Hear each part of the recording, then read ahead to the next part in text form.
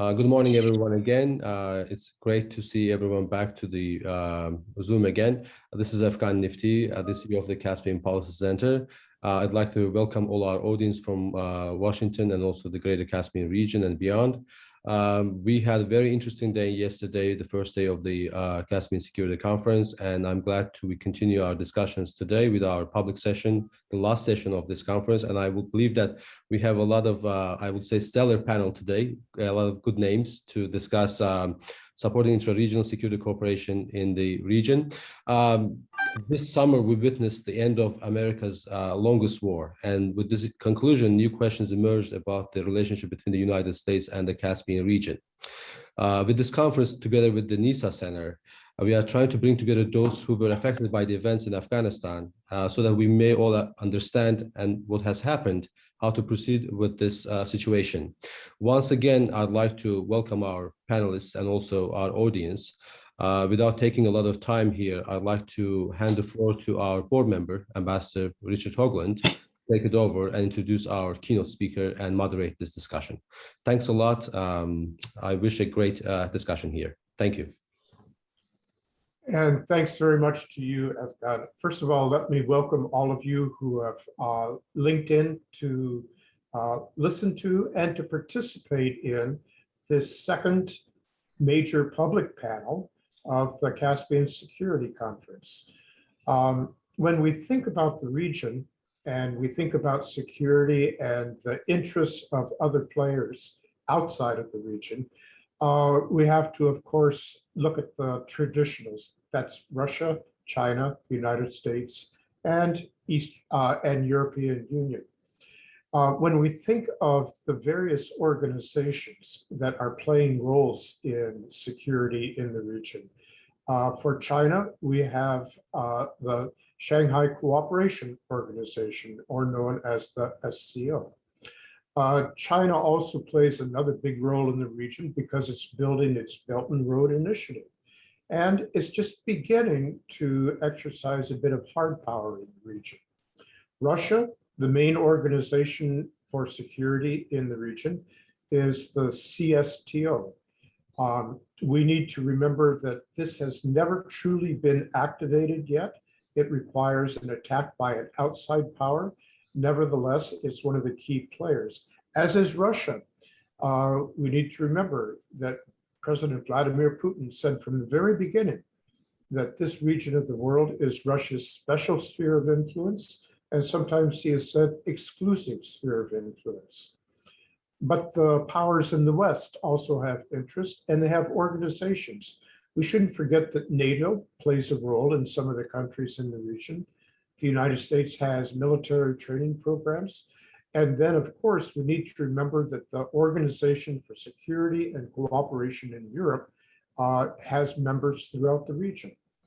So with that brief introduction, I'm going to say, first of all, I invite people who are observing today to please submit your questions in the Q&A function at the bottom of your screen.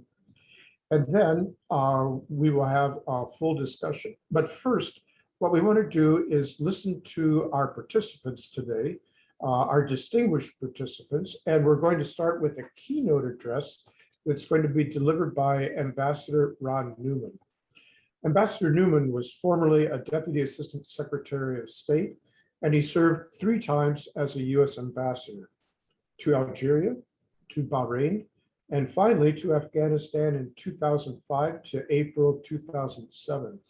Now, there's something else that distinguishes Ambassador Newman and Afghanistan.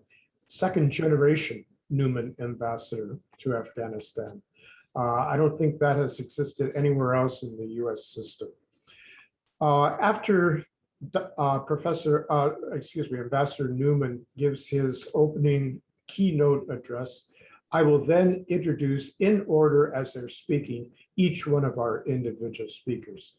But at this time, I would very much like to turn it over to you, Ambassador Newman. We're eager to hear your address. Thank you, sir. Well, Ambassador Hoagland, thank you. Thank you to the Caspian Center for asking me. Clearly, my expertise is much more on Afghanistan than on the area around. but the area around doesn't seem to be able to escape Afghanistan. So I thought I would just make remarks about 4 issues. That is, the stability or lack of same of what we're seeing in Afghanistan, the potential for a humanitarian disaster, which may well lapse into the neighboring countries and perhaps even further, and may be a major security challenge. A few reflections on how responsive the Taliban are going to be to regional pressures. And finally, a comment or 2 on this overwhelming issue of counterterrorism that I think preoccupies everybody. On the situation on the ground, I think it's really important to remember how uncertain things are right now. There's a tendency to say, okay, the war is over, the Taliban has won. Now it's a question of whether the United States and other countries in the region will recognize them, how much pressure they'll put on them, how much they'll adapt. That may be the situation, but it is far from certain. They are not, Taliban is challenged by, of course, the Islamic State, but their control of the country is quite thin. In their rapid blitzkrieg across the country, they left very small forces behind in many areas. They were very good at moving quickly to crush resistance, such as showed up in the Panjshir. But their hold on the country is still a bit thin. Now, it may be sufficient, but there's a lot of dissatisfaction left behind. People are tired from 40 years of war. That works in the Taliban's favor because people may just wish they could be left alone. But the Taliban has huge challenges with governance. People have gotten used to having clinics. Maybe the Afghan health system was not great, but I saw a recent study looking at 3 different provinces that noted that 40% of women were giving birth now in clinics or hospitals, and that included rural women. And that's a real change. People are not going to be happy if those things no longer exist and the Taliban can't pay for them. So their control is shaky, is all I'm saying. It may solidify exactly as we think, but we actually don't know if the situation we are looking at is really what we're going to be dealing with a year from now. I just wanted to throw that out to remind people that that's out there, because there's this certain tendency to speak as though we have a situation that is more stable than it is. I think there's been a lot of commentary on the humanitarian situation. I don't need to spend time on it except to say that there is a huge food shortage issue. There is a potential for massive, massive starvation. And there are a lot of questions about whether the international community is going to be able to put in enough aid. There are issues about managing it. There are huge issues of financial transfers. Taliban access to money is the frozen assets, that's still blocked. And the size of the problem is very, very large. And if the food insecurity rapidly worsens, which it could, then you are going to see incredible refugee pressures. Remember that there were somewhere between 5 and 7 million Afghans who were displaced during the years of the Soviet wars and the Mujahideen period. That and the country was a good deal smaller then.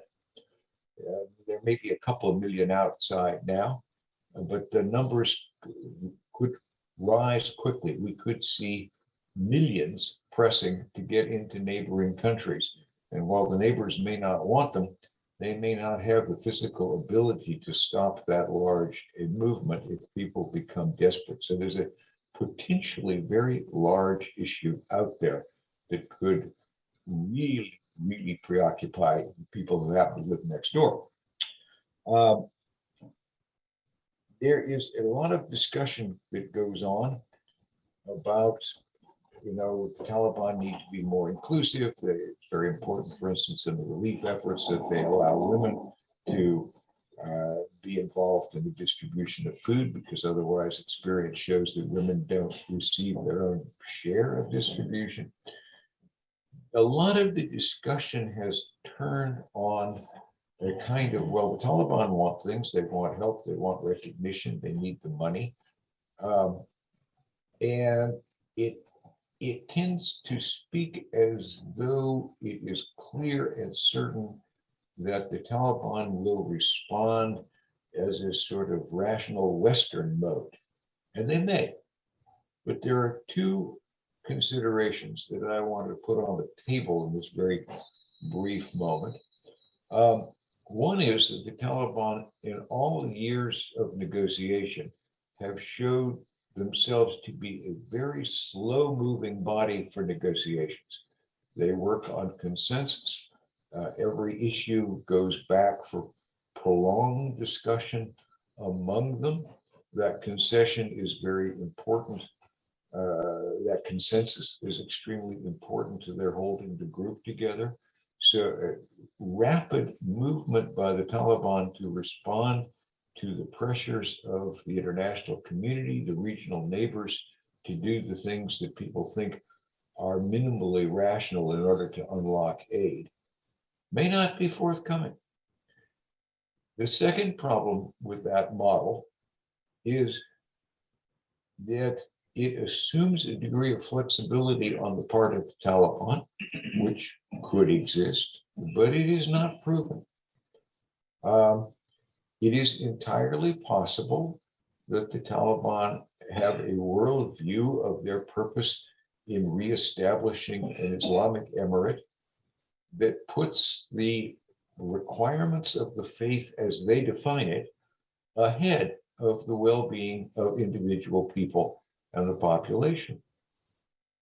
I don't say that that is the case. I say that it is a possibility, which means that their basis for decision is going to be rather different from what we are assuming it will be. And this is going to be reinforced by the fact that they have a rather narrow ability to maneuver, because they have the Islamic State sitting there. They have a pole to which their own people can go if they feel that the Taliban government is not being sufficiently doctrinaire in terms of the faith. Some of you may have seen an article that was in the Washington Post maybe 2 weeks or 3 weeks ago, interviewing some Talibs on the street, just simple fighters. And 2 or 3 of them said essentially the same thing. Well, this peace stuff is good, but I joined jihad in order to be a martyr. How am I going to be a martyr if there's peace? Now, if you're dealing with people with that frame of mind, and you need to tell them, by the way, in addition to having peace and you can't be a martyr, we're now going to have to change the whole way we were looking at women. This may not be such an easy sell. And if the people you're trying to convince are not satisfied that you are upholding the faith as they understand it, they have the Islamic State to move to. So both in terms of their own constituency intellectually and their alternatives, Taliban have a pretty narrow room for, may have a pretty narrow room for maneuver. And I think that has a certain prima facie evidence, because I've seen several comments lately that the Taliban are saying to various international representatives, look, we can do certain things. We can open schools. Just don't ask us to make public commitments about them. And that's also fits in with Afghan politics often. But it doesn't work well with the Western approach, at least. I don't know about the regional states, that want to see agreements, that want to see things, they want the ability to publicize change. And the Taliban may be working from a basis of, well, we can do certain change, but we absolutely can't publicize it. So there's room for a lot of friction there. Then the last thing I'll just note and quit talking is this huge question of whether the Taliban, one, will control many terrorist groups which are inside the country, and two, whether they can control them. And those are overlapping but different issues. So that On the question of volition, you saw a few weeks ago a Tajik, I think it was, group move close to the border, definitely alarming to the government of Tajikistan, move troops back to the border. Don't know exactly why the Taliban did that. The Chinese certainly are putting pressure on them. They want control of the Uyghur groups. Taliban may exercise that. They may not be able to exercise it. They are rather thinly spread around the country, and they're at war with ISIS. And so their ability to actually control groups from the Pakistan Taliban, Tehrik Taliban Pakistan, to the Islamic movement of Uzbekistan, Tajiks, others, is very much in question. So even if they really want control, they may not be able to exercise it. And a number of these groups, and particularly Al-Qaeda, are very much allies of the Taliban in the fight against the Islamic State. So they have military reasons as well not to alienate. So I think the jury is completely out on whether you will see Taliban control of a whole variety of terrorist groups, whether you will see, you have various situations. You could say, no, they're just not controlling. You're much more likely to see all kinds of declarations that they're under control and the reality doesn't match the declaration. And this is going to be a factual as well as a political problem for Afghanistan's neighbors. So having now raised uncertainty to a higher level of detail, let me stop talking so we can pass to the panel. Thank you. And thanks so very much to you, Ambassador Newman. A wonderful way to set the tone for the many, many things that we need to discuss this morning. One of the key things that I heard there is that the situation is still very much in transition. We shouldn't assume that what exists now is going to continue to exist. And in reality, we should know that that's always how things happen. When we assume that everything is going to be the same week after week, month after month, reality has a strange way of giving us unexpected surprises, which radically change our paths. So that is one of the things we'll probably have to throw in there too. Once again, let me please ask our audience who's watching, submit your questions in the Q&A function at the bottom of your screen. What I'm going to do now is introduce our panelists one by one as they speak. And first, I'm going to introduce Ambassador Albert Joshkun. Ambassador Joshkun is a senior fellow within the Europe program at the Carnegie Endowment for International Peace here in Washington, D.C. His research focuses on Turkish foreign policy, especially in relation to the United States and Europe. He's a retired career diplomat of 32 years and served, his service involved a lot of interaction with NATO during part of his career. And he was also ambassador to Azerbaijan, one of the important countries in the region we're discussing today. So with that very brief introduction, and if I left anything out, you please raise it, sir. But I turn it over to you, Ambassador Joshkun. Thank you very much. No, I think that was over generous and very kind of you. I'm very happy to be here with you. Greetings to everyone and to all of the participants. I think it was a very sobering beginning to our debate. The comments that Ambassador Newman made are very sobering indeed. What I want to do, if I may, is to try, for lack of a better expression, to cast a wider net on the issue, talk a little bit about the external dynamics, if you will, that have brought us to where we are, and to try and tie that into our overarching theme today about how regional bodies are being challenged by the security situation in Afghanistan and the potential implications of that. And I think it's important to start out with the United States, where I happen to be right now. The withdrawal from Afghanistan of NATO under U.S. leadership, I think, was very much a result of a recalibration of U.S. foreign policy. And I think it's very understandable from a U.S. viewpoint. The United States public is tired of foreign interventions and engagements. It is no longer as galvanized as it was, if you will, in the post 9/11 period. There are significant economic and social challenges related particularly to COVID, as there are all over the world. And there is an element of polarization within the society. And of course, on the international landscape, you have the United States recalibrating its priorities and adjusting to developments. The terror threat that was perceived from Afghanistan is seen to be under control as far as Washington is concerned. The focus is more on China, this famous pivot issue. And the theater in which to confront that challenge is obviously not Afghanistan. And you can see this in the response that President Biden has presented and in the rationalization that he has used when explaining the reasons for the withdrawal.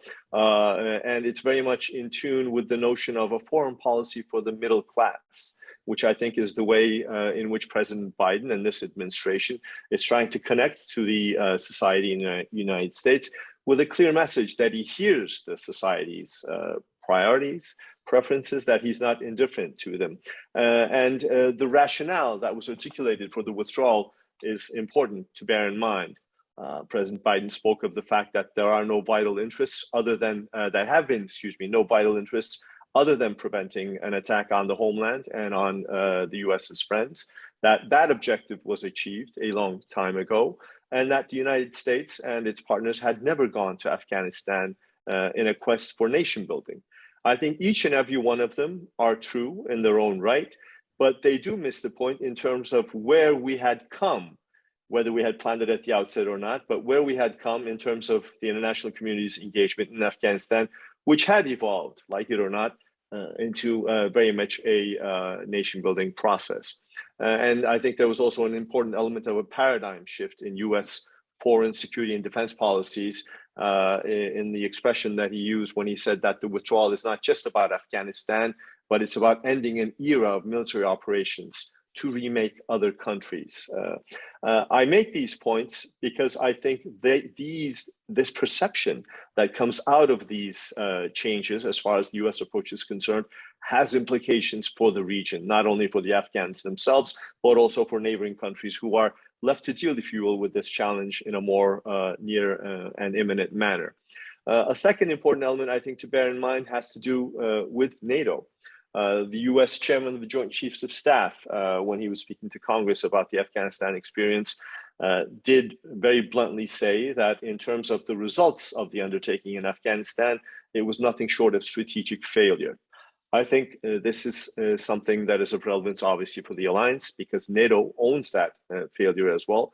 Afghanistan was NATO's flagship undertaking, and the way in which the alliance under the leadership of the US withdrew from Afghanistan was obviously not the exit strategy that was planned in advance. So there's a huge erosion of credibility, and there's a lessons learned study that is being conducted. The SecGen, NATO Secretary General, was very proactive in this regard, wisely so.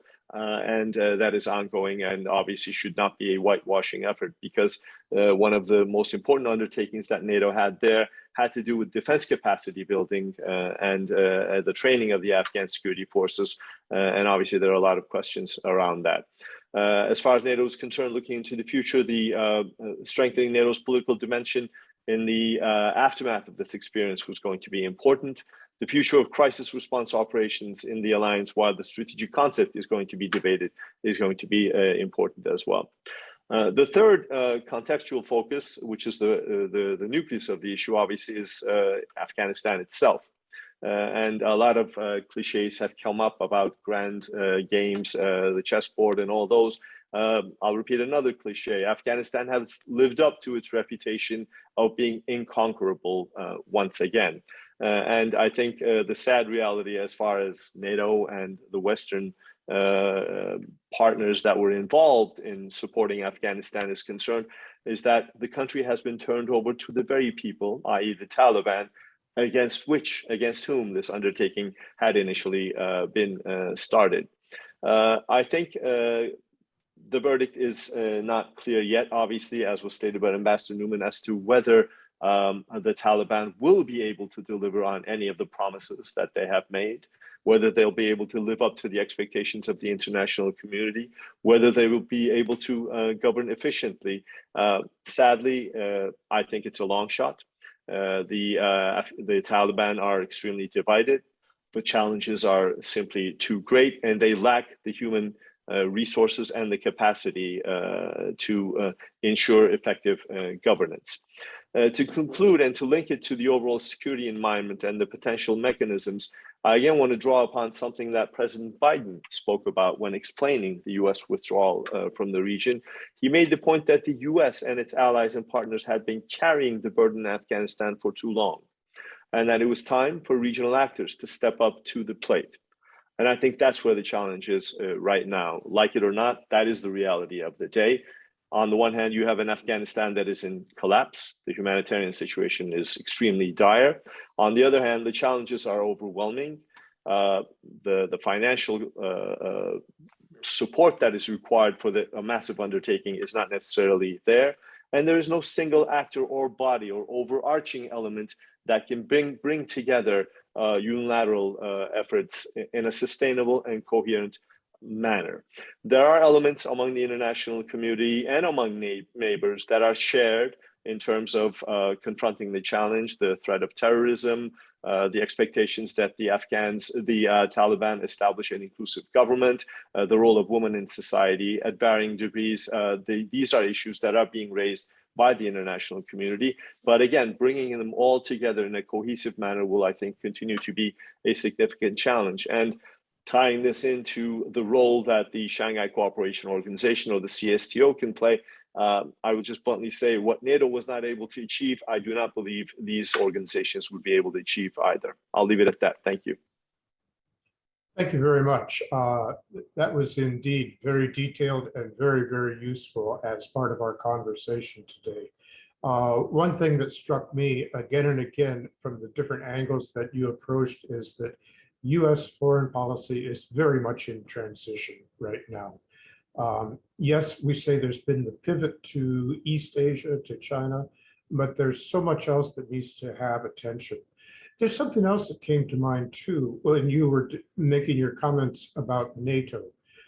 We should never forget that there were at least two countries in the Caspian region, Azerbaijan and Georgia, that provided troops under NATO in Afghanistan, even though they were not members of NATO themselves. And in fact, it was the Azerbaijani troops that stayed with the Turkish troops almost until the very bitter end to help evacuate out of the Kabul International Airport. I'm going to turn now to our next speaker, and this is Ambassador Ali Ahmed Jalali. An old friend of many years, I would say many decades, in fact. Ambassador Ali Jalali was the former Interior Minister of the Islamic Republic of Afghanistan from 2003 to 2005. He was also ambassador to Germany, 2016 to 2018. And he's currently the distinguished professor at the Near East South Asia Center for Strategic Studies at the National Defense University here in Washington, D.C. Enormous background and a citizen of Afghanistan. Sir, the floor is yours. We look forward to what you have to say from your own unique perspective. Thank you very much, Ambassador Hoagland, and pleased to be here. And I appreciate the invitations extended to me to share my views here. I actually agree with what said before the previous speakers, Ambassador Newman and Ambassador Joshkun, and I'm not going to repeat those. So I will, if whatever I say would probably be to reaffirm what they said, and also some actually the consequences of some of the developments that is taking place in Afghanistan. To start with, the return of the Taliban to power in Afghanistan brings monumental changes in the regional security context. And while Afghanistan, as Ambassador Newman referred to it, faces deepening economic and humanitarian crisis, the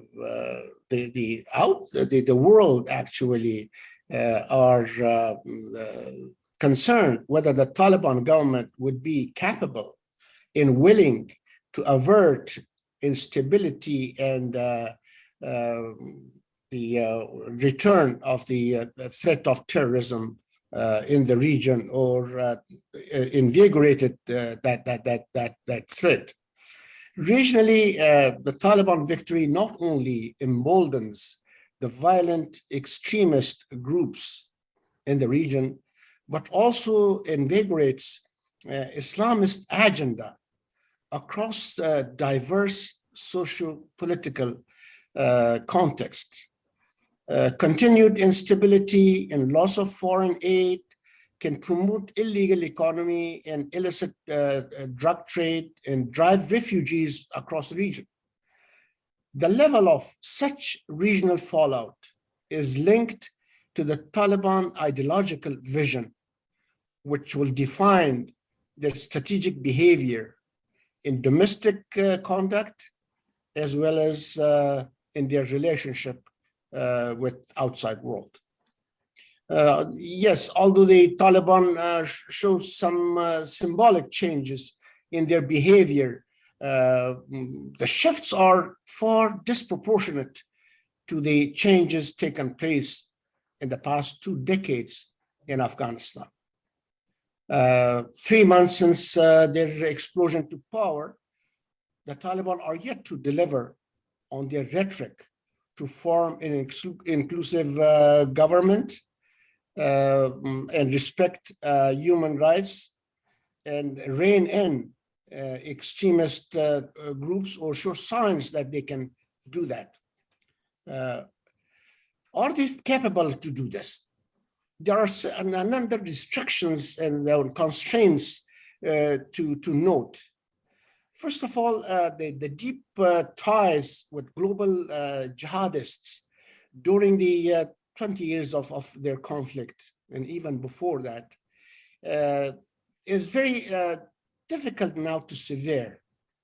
Although they have recently mediated between the Pakistan government and the TTP, and which resulted in a 1-month ceasefire, and there are hope that it will continue. And also some action was taken to limit the activities of ETM-IM, the East Turkestan Islamist movement. But still some other elements, as you see what happened in the past 20 years, are still there, and it will not be possible for them to sever their ties or to control their activities. As Ambassador Newman also referred to it, they are in charge. Yes, they are in control, but this control is very fragile because of the the resources that they have in the number of the followers that they have. There's a wide unacceptability of the rule in Afghanistan, and what has a potential of disturbances if the situation actually deteriorates further. The other one is placating the ideologically inspired base. They are very cautious not to lose their base. For years, for 20 years, this base was inspired by certain ideology. They were telling them that certain symbols of modernity, some development in Afghanistan were un-Islamic. How they can change that mentality now, and they do not want to lose people who believe that when they are in power now, they are not as indoctrinated as it was in the past. And then the internal ideological, political, and religious differences between different groups of Taliban who are in the government now, particularly 2 groups, the traditional Taliban and the Haqqani network. how they are going to manage these differences. And finally, the Taliban are coming from different parts of the country. They are attached to different regions, and they are beholden by the leaders and the walls. And this makes it very difficult to coordinate their actions with regards to bringing stability inside the country and also to rein in the activities of the extremist jihadist groups.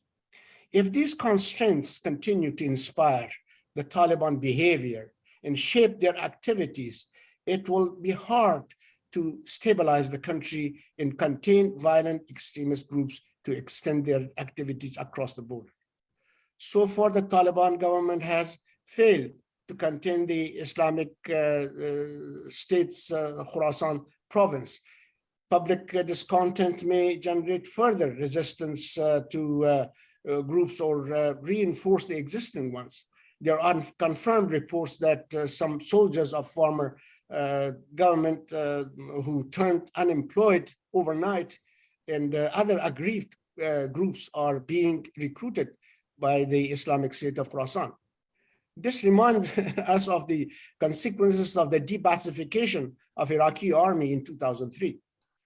So the international response so far as, although in some issues unanimous, and also the situation is not, the response is not coordinated very well.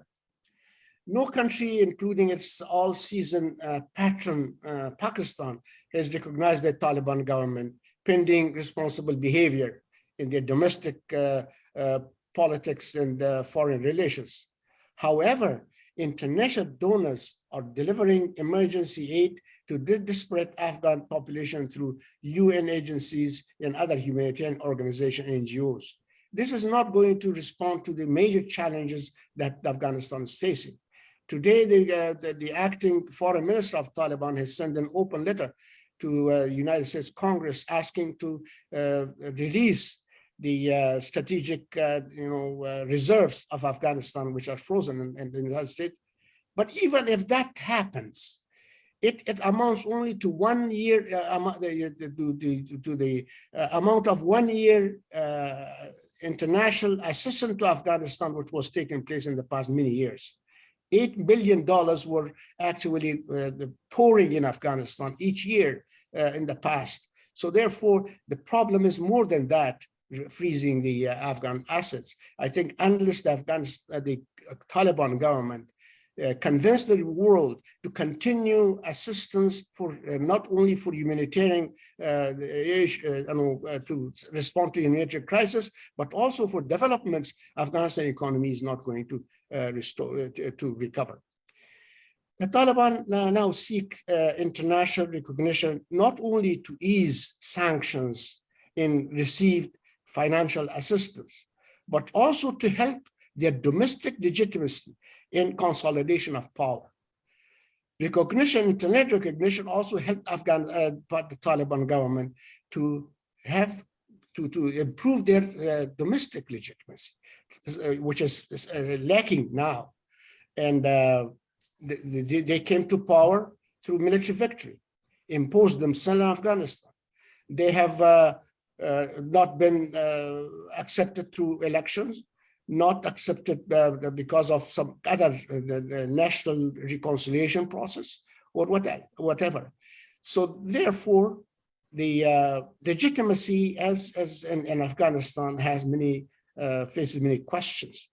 Even the previous government, their legitimacy, domestic legitimacy, was closely linked to international support. What they did with the elections, the fraudulent election did not bring them, bring that government legitimacy as it was expected. But international support actually was one major element to bring them the domestic legitimacy. That's what Taliban also are looking for. So the frontline nations, Afghanistan near and regional neighbors, show more urgency in engaging the Taliban than other international stakeholders for obvious reasons. Now, with the withdrawal of the United States, the burden is now on the regional actors. The presence of regional terrorist groups in Afghanistan that may target neighboring countries, plus regional trade and economic ties are behind such urgency.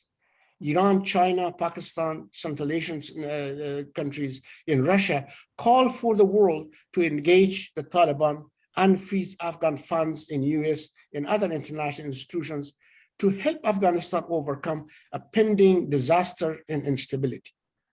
Pakistan persistently insists that engagement with the Taliban government would help promote peace, sustainable economic and development in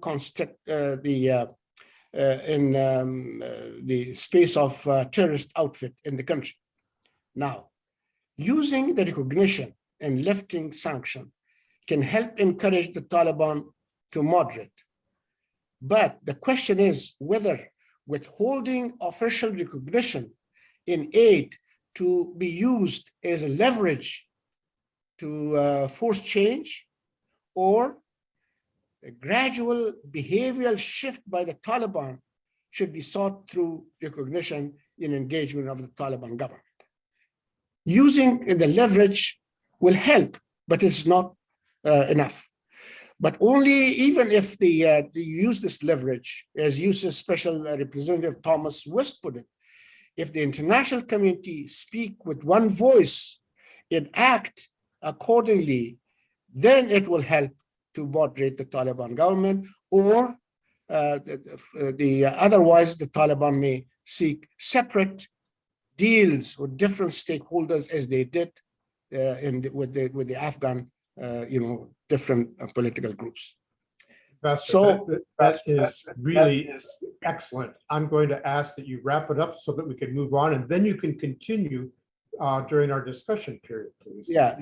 Finally, after the US withdrawal, as I said, the regional powers, including Pakistan, China, Iran, Russia, and Gulf states, would have to do the heavy lifting to ensure that Afghanistan does not regress into a global militant sanctuary, destabilizing the region as well as itself. Thank you very much for your attention. And thanks so much for your in-depth, broad coverage here. Many, many things that need further discussion. Just one that I'll point out.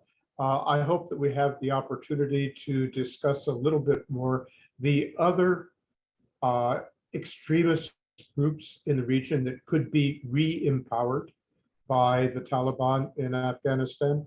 And I'm speaking specifically of ISIS, of course, which is supposedly an enemy of the Taliban.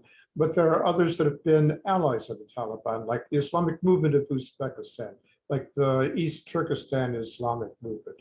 So I hope we return to those. I'm going to turn now to our next speaker. This is Dr. Rashmini Khopakar, who is the assistant professor at the Center for Russian and Central Asia Studies at the School of International Studies at Jawaharlal Nehru University in New Delhi. She's also worked formerly as a research fellow at several different places, several think tanks. She is well known throughout the region and internationally for her writing. And we turn to you now, ma'am. We look forward to hearing what you have to say from your perspective. Thank you. Thank you so much, Ambassador. Am I audible? Yes, you're fine. Go ahead. I also want to thank Caspian Policy Center and the MESA Center, with whom I have been associated for long, for inviting me for this very important panel. I also enjoyed discussions in the previous sessions, and I also want to thank Ambassador Jalali for his very comprehensive remarks, and I would like to agree and endorse everything that has been said, and I'll just take it forward. I'll just put forward India's perspective. First of all, it's been 3 months since the unfortunate developments in Afghanistan, and the unfolding situation is great. We have been reading in the news, and it puts all the other regional countries of Indian subcontinent as well as Central Asia in a difficult position. And everything that is happening in Afghanistan has a direct bearing on the regional security and stability of the larger Eurasian region. But first and foremost, I would like to say that as a long-standing friend and a neighbor of Afghanistan, India is really concerned about the humanitarian crisis that has been unfolding there. And we are pained by the sufferings of the Afghan people. Again, Ambassador Jalali has talked about the humanitarian crisis at length, and I would not go into the details of that. But India firmly believes that this is the time when we need to help our Afghan friends and we have to keep our political differences aside. India is not shying away from sending the humanitarian aid to Afghanistan, especially wheat and other aspects, and also humanitarian aid that is needed to deal with the COVID-19 situation over there. Again, in one of the previous sessions, we discussed the process of economic development and regional integration that had started and it was ongoing for last 20 years. It has come to a standstill now, and will all the regional actors and all the other major powers will have to think about how to restart or how to engage with Afghanistan in order to start with this process. It's not going to be very easy for other regional actors to engage with the new so-called interim government that has come up in Kabul. Secondly, this interim government led by the Taliban leadership, it has not yet proved that it is capable of governing Afghanistan. It is a matter of question like how much territory they control, and also how many people from other ethnic groups and people and women are they going to give a seat in the government. Right now, if we see the interim government, we don't see representation of all these groups, and also their total disregard for the peace process as well as the national reconciliation process is also case in point. And also the radical ideology, again Ambassador Jalali talked about it, the ideology of jihadism and extremism that they are based on also puts them in question, and therefore it's going to be very difficult for getting international recognition as well as domestic legitimacy. India has always said this, it has reiterated along with many other major powers the need for creation of an inclusive government, and also which will give representation to all the sections of the society. And we also talk about protection of rights of the minorities, including the Sikhs and Hindu communities over there, and rights of women in Afghanistan. And until all these concerns are addressed, it's not going to be easy for India to engage with this new government. Another major concern for India and for many other countries in the region is that the Afghan territory might fall again as it will become safe haven for the terrorist activities, and it will be used to plan, train, and finance terrorist groups which will carry attacks on other countries, and which is a major concern for India. Ambassador, you talked about various terror organizations that might get a lift up because of the Taliban takeover. There are also anti-India organizations like Jaish-e-Mohammed which have links in Afghanistan, and as like India, we are also worried about the re-emergence of all these activities. Especially, we are concerned about the security of our own union territory of Jammu and Kashmir because of the past. I do not want to go into the details of this. In this situation, till all these concerns are resolved, India will take a cautious stand with the Taliban government.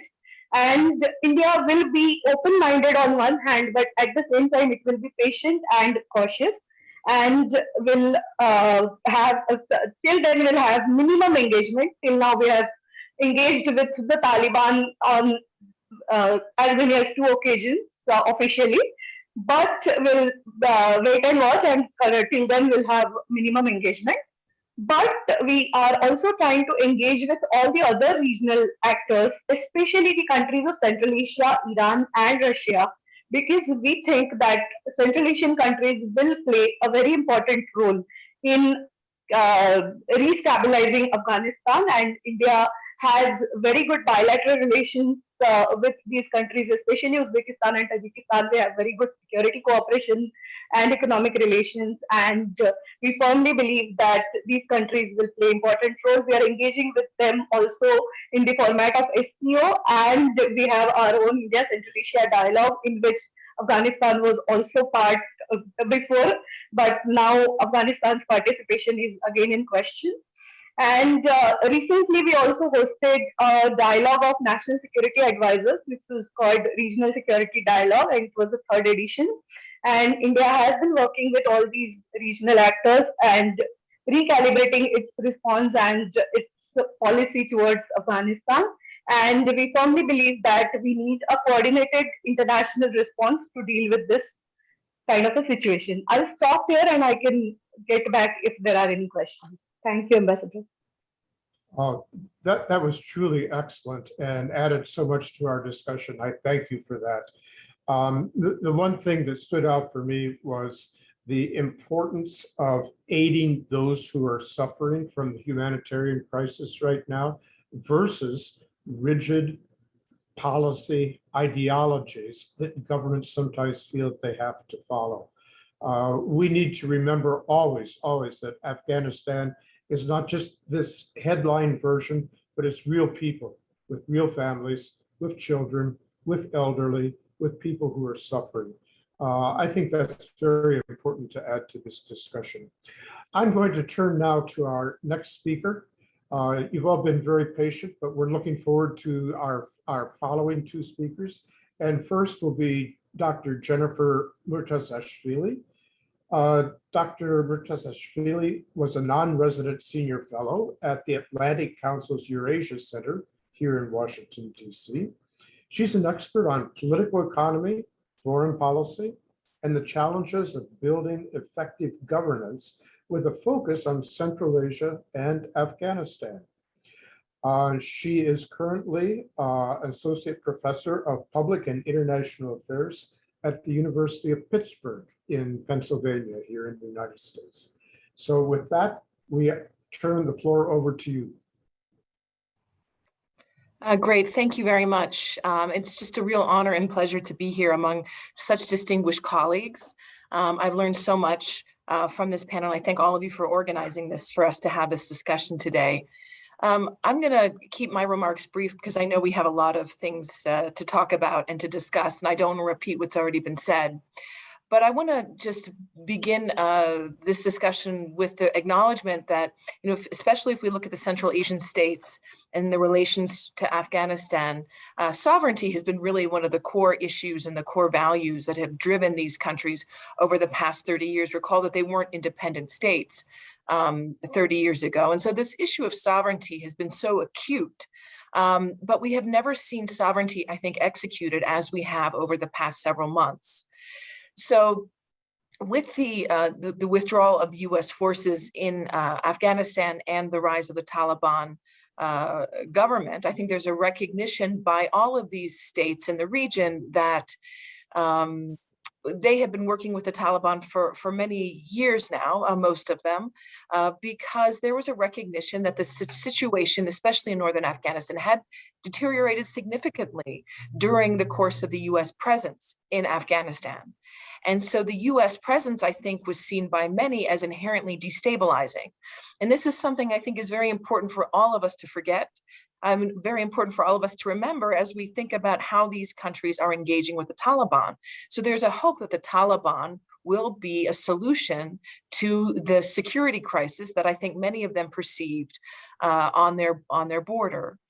So it's not that these states are necessarily interested in supporting the Taliban, but they're hoping that the Taliban can provide social order and prevent threats from spilling over into the region. And I think all of the bordering countries share this desire. And so with that in mind, it's important to remember that their view isn't going to be about engineering what the Taliban do or how they do it, insofar as the Taliban are able to maintain stability from within. And so if we look at the humanitarian crisis that is emerging right now, these frontline states, excuse me, are going to be very interested in providing aid and assistance because they do not want the spillovers. This is less about ideological concerns or what the Taliban do, or their attitude towards women or the role of Islam in society. This is very pragmatic. They want to stop the human suffering and prevent any kind of spillover from threatening their countries. Another issue that we should bear in mind is that their attitude towards the Islamic State, the Islamic movement of Uzbekistan, Ansarullah, all these organizations that have existed inside of Afghanistan during the US intervention in the country. This was not something that happened, before. I mean, I think many of these countries saw this as actually a consequence of the failure of US policy in Afghanistan. So what they're going to be looking to the Taliban for is the containment of these groups and a promise that they will not grow in strength. This is their main concern, and that Afghanistan does not become a playground for Central Asian fighters. And we know that many Central Asians did go to Iraq and Syria. And now that there's a possibility that this kind of opportunity could exist next door. So they're very interested in containing this. I would say China as well. So this is really what they're looking at. And we also have to look at the Taliban's foreign policy. So the presence of these foreign fighters could obviously destabilize the Taliban. But on the other hand, this also gives the Taliban leverage over Central Asian states to get them to do things that they may want. And I think this is something that we must not forget. Much has been made about a security vacuum in the region, but I think we also have to remember that Russia has left behind 7,000 troops in Tajikistan. This is hardly a security vacuum. We also have to think about new paradigms in which to engage this region. We can't just talk about new great games or new Cold Wars. In fact, these past months illustrate that there's enormous creativity.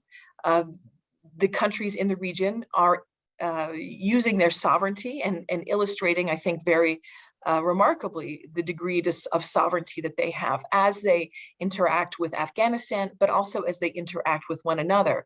And in particularly, it's quite interesting to see how these countries in the region are working with Russia and China in terms of not only their engagement with Afghanistan, but also if we have to look more broadly in terms of the regional alignments and the regional security agreements that we've talked about today and that Ambassador Joshkun spoke so clearly about earlier.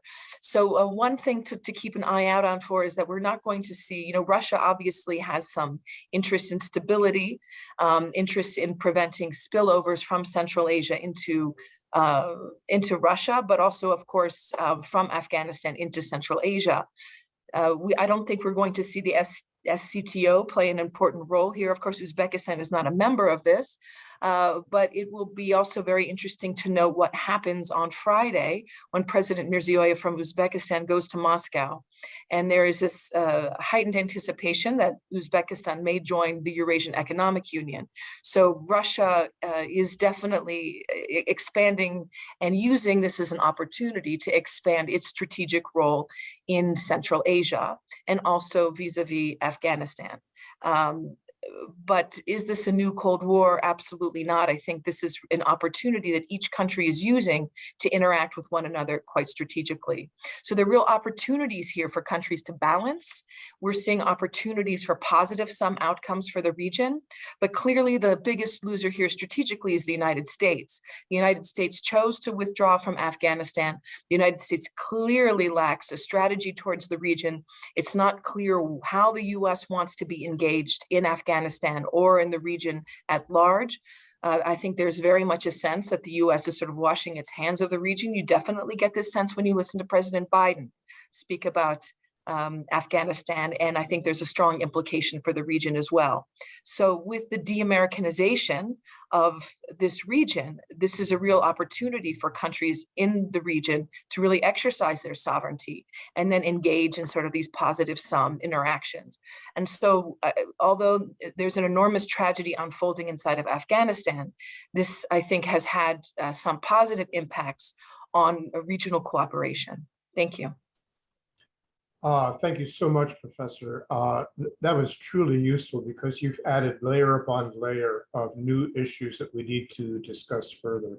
When we come to the question and answer period, I do hope that we will have a little bit more discussion about the future roles of both Russia and China in the region. Lots to talk about there. I would like to invite once again our watchers, our participants in this program to submit your questions in the Q&A function, which is at the bottom of your screen. Now, we are going to turn to Mr. Salman Zaidi, who's the Director of Programs at the Jinnah Institute in Islamabad, Pakistan. And as a footnote, I would say that I have had the honor of visiting the Jinnah Institute before. A beautiful location at the foothills of the Margalas. Professor Zaidi is the Director of Programs at the Jinnah Institute, as I said, and as a founding member of that institute, he was the leader of the Strategic Security Program from 2010 to 2015. His work focused primarily on Track 2 dialogues among India, Pakistan, and Afghanistan, and the United States. Additionally, he works on the Water Security Project and is a guest contributor at the Middle East Institute. We're very pleased to have you here today, Mr. Zaidi. We look forward to what you have to say from your perspective in the region. Thank you so much. The floor is yours. Thank you, Ambassador Hoagland. It's a pleasure speaking back at NESA after a gap of a couple of years. And it's an honor as well to be speaking with such distinguished colleagues. I'm going to echo a lot of what Dr. Murtazashvili said. And, the heavy lift in Islamabad has started. It has also started in Iran. But I'm going to try and present the view from Islamabad and, turn this into a wrap, if you like. The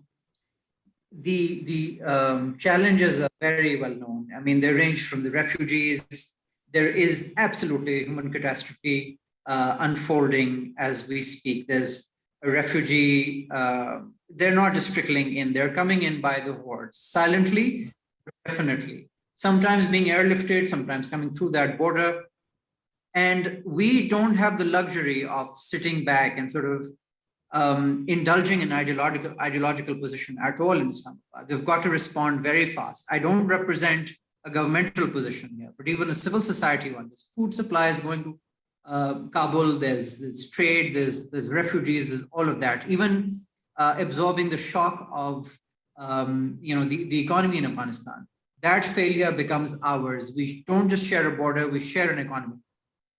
And the kind of difficulties in Pakistan's economy, the shooting up of the dollar and the crashing of the rupee in the last couple of weeks are a direct result of, money being bought in our markets, the dollar being bought in our markets, so on and so forth. So, those are challenges that we're dealing with in the short term. The medium-term challenge then turns into the TTP, Taliban Pakistan, which, the government in Kabul has stated that it will help sort of shore up against some help. But the larger question is, are we looking for a security framework in Afghanistan? Are we sort of all of whom, the neighboring countries or those in the region, are we looking for a security framework? For sure, there will be a security vacuum.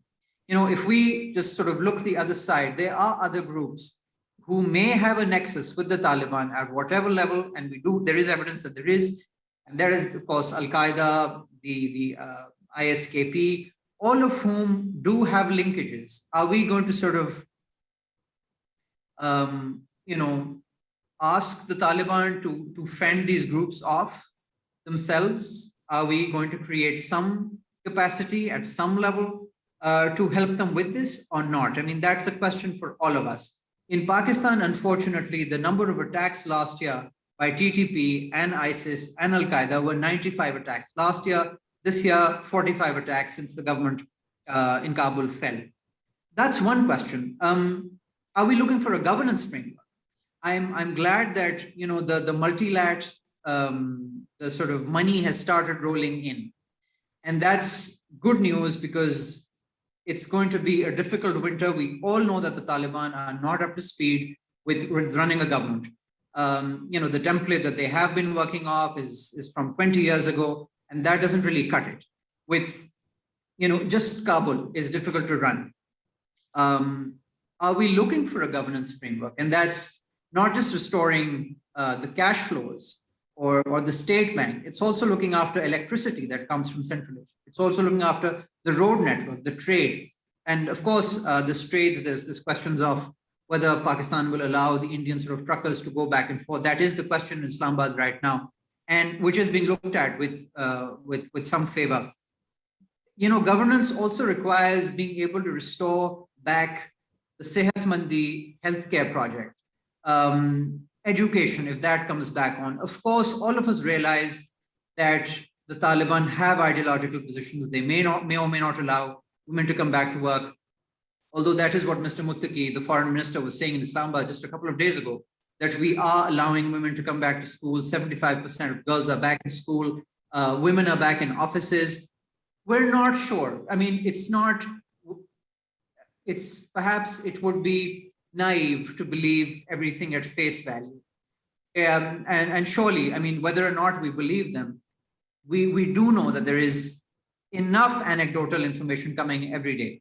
There is human rights abuse coming in. There's videos coming in every day. We do know how people are suffering. Will we create a governance framework for them? And sort of finally rolling back to the larger question here, which others have alluded to as well, where is the big tent? Has it emerged on Afghanistan? And not to sort of repeat the same questions of Bonn, we know how all the reasons why that went wrong. But is a big tent emerging? It cannot be down to regional actors alone to do the heavy lift. This was an international problem. If we are going to, sort of step aside and sort of ask questions to come back after winter, when many people, when there's casualties, etc., when the damage and loss to life has happened already, if we, lose that time, lose that window of opportunity, and come back, then it is really no point. Then we are just doing a disservice to the people of Afghanistan, whom we are claiming to assist and service via other means. So, that big tent has to emerge sooner rather than later. And I'm not just talking about finance issues here. It's finance coming in, but who becomes the chief convener? Are we asked, is that our ask of China or Russia to become the convener for this region? Also, the question that, and this is not a happy question coming from Islamabad, but is being agitated in many other capitals. Are we willing to see the Taliban as an opportunity, to prevent other actors, worse actors coming in? There are timelines that many others have sort of shared. The Taliban, this government might fail in 6 months, 4 months, whatever have you. But what comes after might be infinitely worse. That is the worry in Islamabad, as well as Tehran, as well as other capitals that neighbor Kabul. If we let this fall, if we turn this into a global borderland, then we do run the very real risk of ISIS overrunning this territory. There will be bloodshed, and that is a specter that sort of keeps decision makers up in Islamabad. It is not a happy scenario to work off. And therefore, this is why the question is unhappy. Seeing the Taliban as an opportunity is no happy question. We've fought them. We've seen where we obviously do know what they're capable of. We also do know that they have no real agenda on human rights. But is this, this is all we have to work with, perhaps. So are we going to turn this into an opportunity? And sort of also finally connecting back to the question on the Caspian region, there is immense talk of connectivity. Mr. Muttaqi, speaking in Islamabad, in his opening refrain, was talking all about CASA 1000, TAPI, the CPEC buildup, all of that. This is in Pakistan's interest, as well as the Central Asian states. There's been a whole host of sort of correspondence, writing, visits back and forth to build infrastructure in this region. Are we going to sort of squander all of this talk, or are we going to use the Taliban for our own interests? I'll end it at that. I'm happy to take questions on this. Thank you. And great thanks to you, Mr. Zaidi. We've once again heard another layer of complexity from a different point of view, and that's what this is all about. What everyone needs to remember, everyone around the world, in fact, I would say, is that when foreign policy is made by any country, it tends to be rather ideological, point A, point B, point C. But then it starts to spread out and it gets down to the level of real people and real actions. And that's what makes it so complex. There have been a few questions coming in from the audience. I'm very grateful for those. I will not read questions probably. I'm going to be summarizing and putting those out there.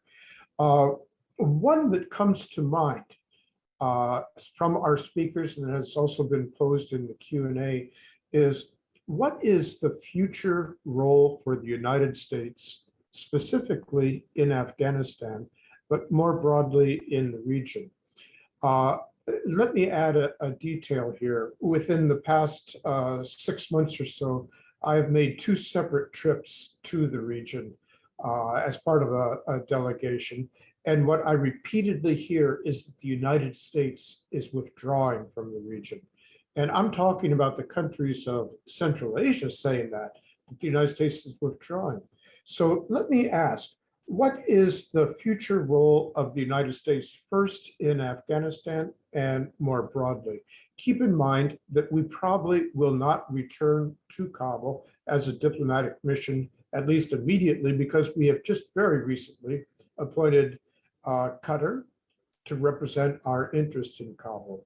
But I know diplomats never like to be asked to comment about the future. We always say we don't have crystal balls.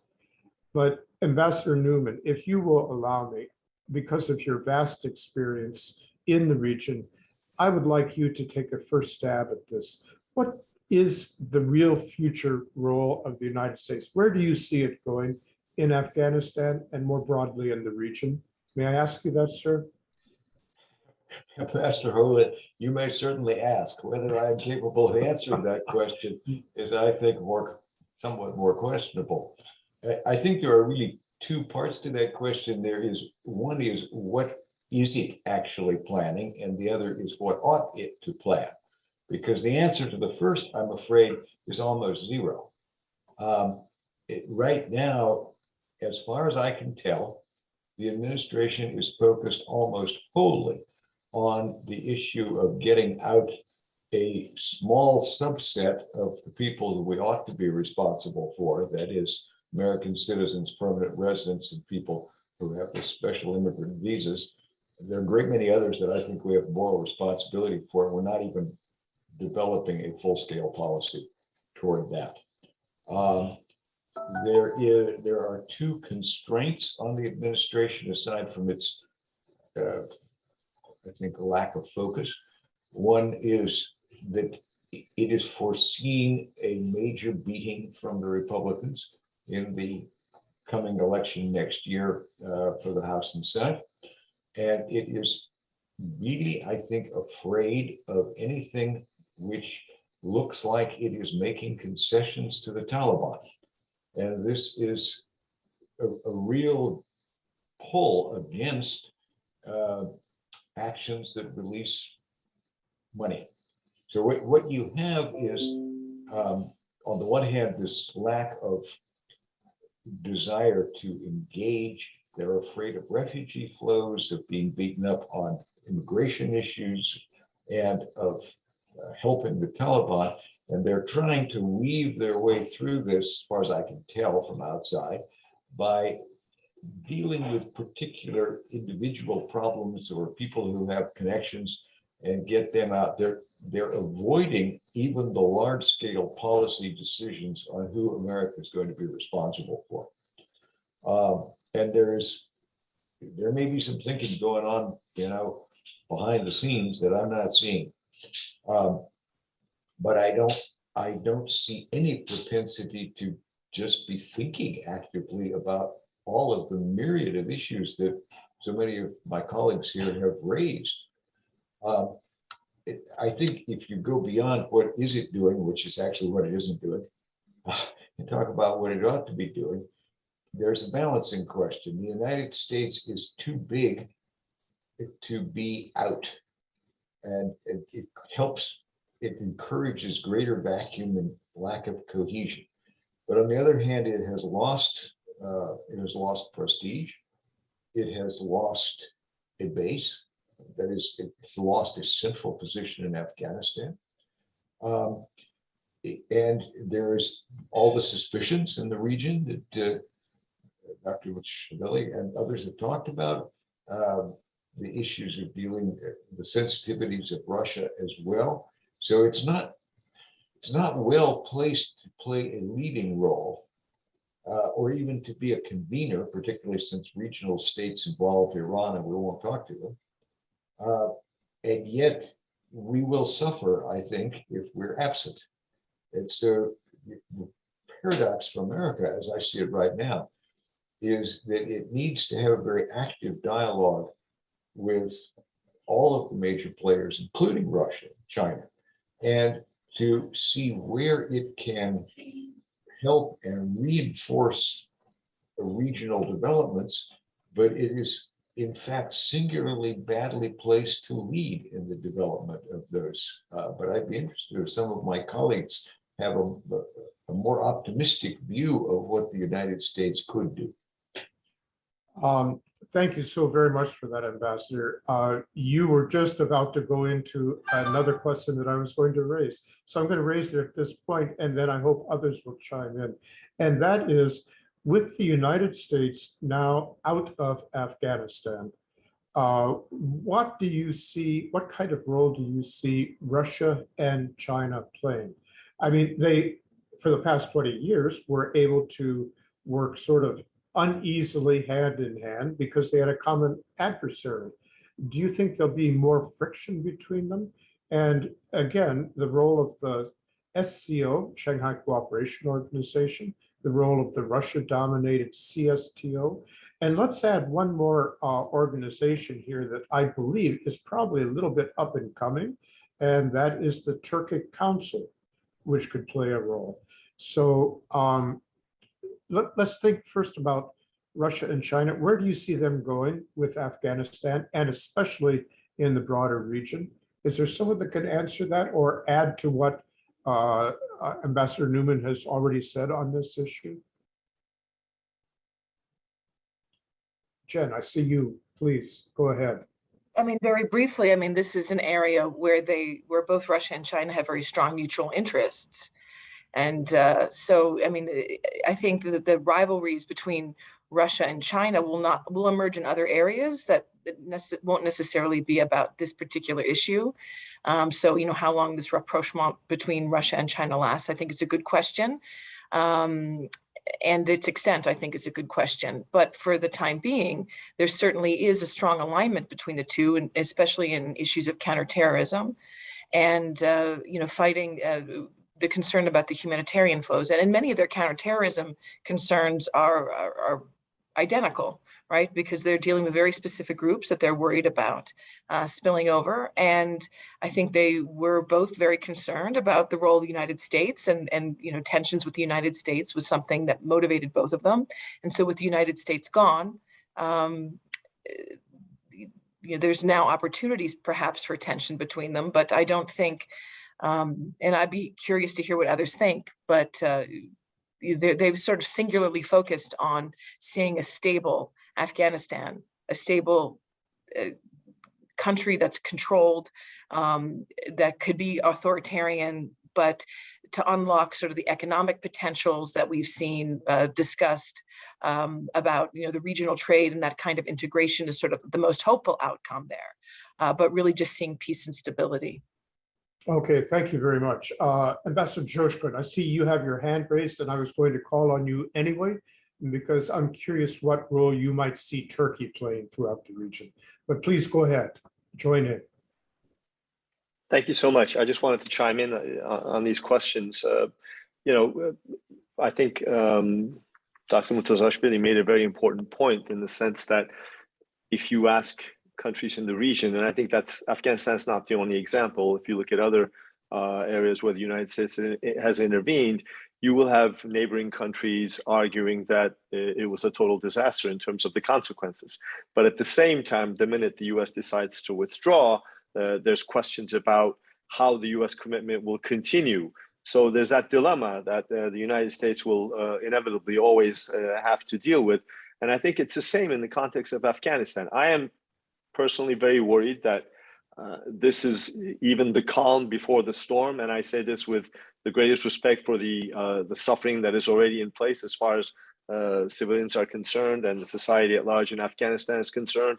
The migratory trends that Salman, our friend, mentioned is already taking place. So it's really important to make sure that we find a way in which we can all engage. And the same holds true for the United States. And, you know, that reminds me of a famous expression that was used by an ex-president of the United States. Maybe this is an area where the US needs to lead from behind.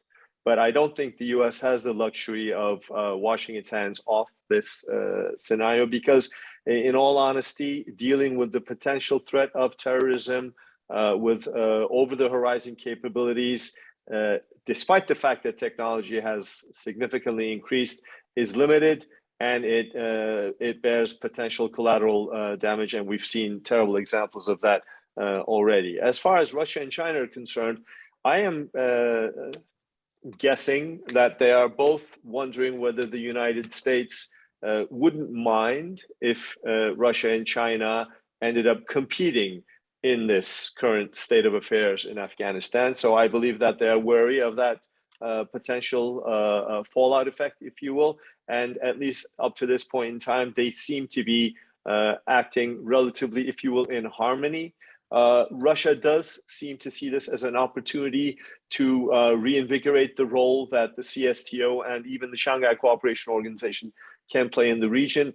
But as I mentioned, I think the nature of the challenge is beyond the capabilities of any of these organizations. And again, our friend Salman asked the question, where is the big tent? And that is the million-dollar question. Now, in that big tent, there will be a constellation of various actors, in my opinion, that can bring an added value. And the Organization of Turkic States is one such potential organization where in its previous iteration as the Turkic Council, there were activities in terms of communications, in terms of education and training support. And I think that is already on their agenda in terms of seeing what can be done as far as Afghanistan is concerned. So you have these bits and pieces moving in different places, but there is yet no coherent strategy as to how Afghanistan can be supported. And obviously one of the challenges that everyone's mentioned is how to engage with the Taliban. Thank you, Ambassador. I think, again, what that says is that most of these questions are still open. It's going to take time to watch how things develop. And as I said earlier, I am absolutely certain there are surprises that are hidden out there that none of us can anticipate at this moment.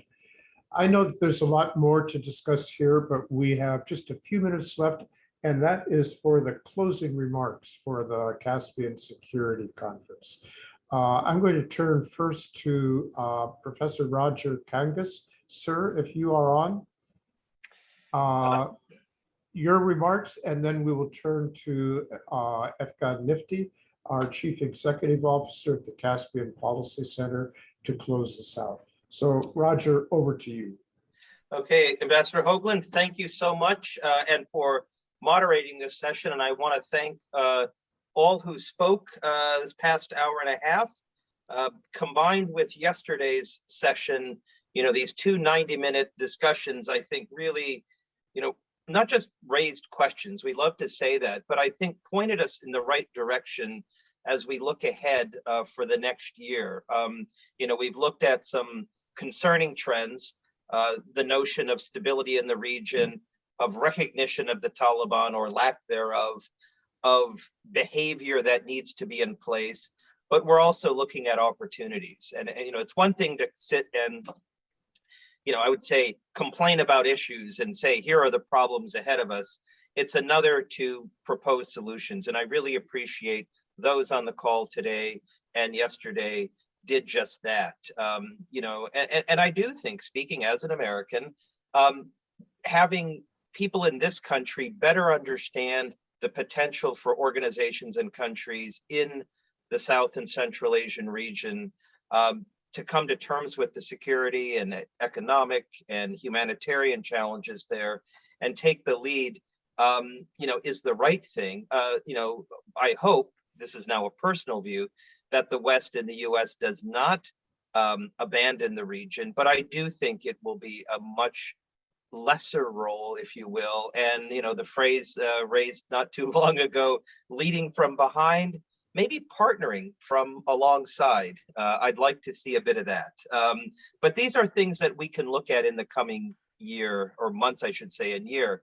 I'll just say one organizational issue and then turn it over to Afghan Nifty is this security conference is our first. The Near East South Asia Center, my organization at National Defense University, and the Caspian Policy Center, months back thought of this idea of bringing together individuals to discuss the security challenges in, if you will, the Caspian space. And we decided to focus on the question of Afghanistan. Now, this was decided long before the events that transpired in August of 2021. And quite frankly, we probably envisioned a different kind of discussion. But that said, events are what they are, and we dove right into the challenges that this past few months have offered us, and I think we've done a pretty good job in at least laying out the challenges. We also did this in a virtual space. We wrestled with the idea of having this event in person. Obviously, pandemic travel restrictions are in place for many individuals. And I just think the chance to bring in such a wide range of views from across the region, that we have voices from India and Pakistan and, Turkey and, representing, Central Asia and of course, European locations, as well as here in DC, we've widened the aperture. And so my hope is that next year, 2022, when we revisit the idea of engaging in a security conference, we perhaps will have some in-person engagement, but I'd love to see if we could still draw in the many talents that we have from around the world, because I think it's just made this conversation a richer one. So with that, I want to thank my colleagues at CPC for really putting together this, if you will, complex technical adventure, but content-wise, first-rate set of discussions. And again, thank you all for participating. So Afghan, I'll turn it to you. Thank you, Professor. And first of all, thanks for being partner in this event. Ambassador Hoagland, thanks for moderating discussion. This was a stellar panel, and I really enjoyed the discussion. And I hope next year, as Professor Kangas said, we can gather together in person and in the region, especially emphasis in the region, because in DC, we already have other platforms that we are convening on energy, trade, connectivity issues of the Caspian region. But we would love to have another platform, which is the Caspian Security Conference, that we want to do every year, which can become a tradition, where we have policy experts, government representatives can get together and discuss emerging challenges on the security area. We will continue to observe the region. We highly appreciate your views on this topic, and hopefully next year we can get together again and find ways out of the challenges that are emerging in the region, and see cultivated conditions where we can have a better understanding of the region and the United States itself. I especially say that, yes, we need to understand the region, and also the region needs to understand the US position as well. With that perspective, I'd like to once again thank you everyone, the audience, the speakers, for being patient and being with us for 2 days. And we all hope to see you again next year. Please sign up for CPC's newsletters, our other events that you can check on our website. And finally, I'd like to especially thank our staff and our NISA colleagues for putting this event together. Hope to see you in our future engagements. Thanks a lot.